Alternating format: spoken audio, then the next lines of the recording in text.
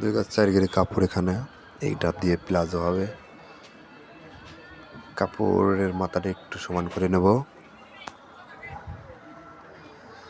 আর রাবারের জন্য 2.5 ইঞ্চি কাপড় মার করে নেব। ঝোল আছে 37।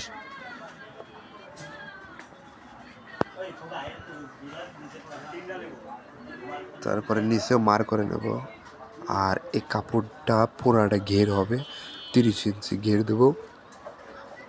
হাই 28 ইঞ্চি, 28-এর অর্ধেক 14 দিছি।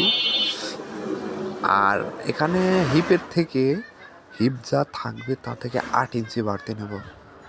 8 ইঞ্চি বাড়তি নিয়ে বাদ বাকি কাপড় কেটে ফেলবো। অনেকে এই কাপড়টা পুরাটা রাখে, তো আমরা পুরাটা রাখি না, মানে যতটুকু দরকার আমরা এতটুকুই রাখি। সেলাই মার্ক রেখে কাপড় কাটবো।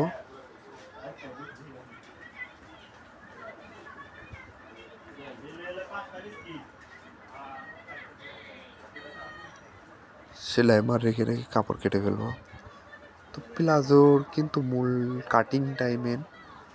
কাটিংটা কিন্তু হয়ে গেছে, এখন এই সাইডে সেটে নেবো, কেটে ফেলবো সেলাই মার রেখে।